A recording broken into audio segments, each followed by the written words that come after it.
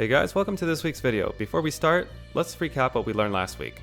Basically, 2 attachments would improve your ADS time, adding a third would also improve it, but not as much as you think because it would hit some sort of cap, and adding a fourth would increase it to what you would think. This is how we got 2 different builds with different sets of attachments that were supposed to give different stats, have the same ADS time. I assume that the same would apply for mobility and recoil, so let's see if it is. For mobility, I'm going to be talking about ADS strafe speed, and mainly that's because there's 2 attachments for that and only around 1 attachment for any other type of mobility stat.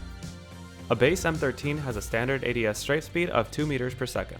The short barrel attachment brings it up to 2.1 meters per second. The no stock attachment brings it up to 2.3 meters per second. The skeleton stock also brings it to 2.3 meters per second. No stock with the short barrel is 2.5 meters per second, and skeleton stock with a short barrel is also 2.5 meters per second.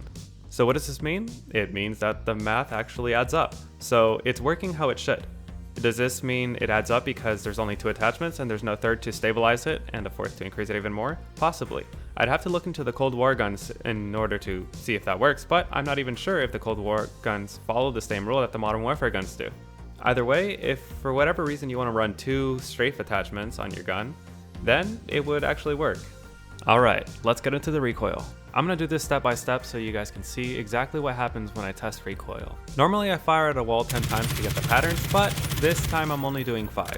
These are what the patterns look like after I'm done, and you can easily see that they're not exactly at the same height and they're not spaced out very well, so you can't directly compare them yet. Next, I put a red dot on every single bullet hole. Then I insert a perfectly straight horizontal line, and you may have noticed at this point that each pattern is on a different layer. Next, I remove the background to avoid any distraction. Then I move the plots, making sure that each first bullet fired is directly on top of each other. And then I find the average location of each bullet, making sure that I'm taking into account horizontal and vertical placement. By removing all the other layers, we get our final average recoil plot. It has a height of 253 pixels and a width of 193.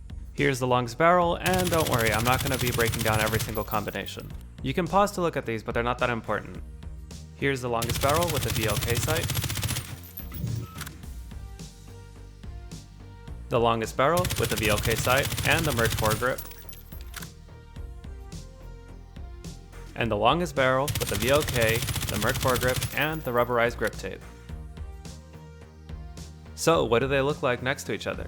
You can see that the third and fourth look pretty much the same in height, even though they do have slightly different curves. But that's not too important since we are looking for recoil control, not stabilization. This does seem to support my theory that after 2 attachments, the third won't do much, and the fourth will improve whatever stat you are attempting to improve. Even though the Merc foregrip almost has double the recoil control of the VLK, because of that weird cap, it doesn't seem to help it much. But you may be thinking, okay, well what happens if you swap another attachment, try a different combination? Well, I thought of that too. Here's the longest barrel, the VLK, and the rubberized grip tape. The recoil patterns are really different from each other, and this will affect the final average pattern, and this is due to that grip tape being affected so much by the aiming stability, randomizing the recoil even more. Here's the final recoil pattern, and yeah, it's a little straighter because of the averaging out, but it is pretty much the same height as the 2 and 3 combination. Now, if you're still thinking, okay, well this works on the M13, but does this apply to other guns? Well, I tried on the M4, why don't you see for yourself? And you can see it follows the same rule, where 2 and 3 attachments pretty much do the same thing. And what does this mean for real life examples? Well, here they are compared to my 3 builds that I mainly use for the M13. But that was with 60 round mags, so if we cut it down to the first 30 shots fired, you can see that the first 2 builds don't actually have a recoil reduction attachment. But the third build has 2, and recoil stabilization. So what does this mean? You can definitely use 4 attachments to boost one specific stat and the 5th free monolithic suppressor, but that means you're going to be very specialized and it's going to suffer in most other areas. Or you can use 1 or 2 attachments boosting a specific stat, especially if it needs a little help in that area, and use the rest to balance it out a bit and make it more usable. Was this intentional, or is it ever going to be fixed? I'm not really sure, but it's been like this since the beginning, since I do have tests of me trying out Holger builds, actually the one you saw last time, from launch, so it's still the same, and I don't think it's going to change. So what are my thoughts on this? Well, I'm not the biggest fan because this basically says you shouldn't put more than 2 attachments of the same type on your gun, and this doesn't promote build diversity, so that's why it's so easy to get meta guns and stuff like that.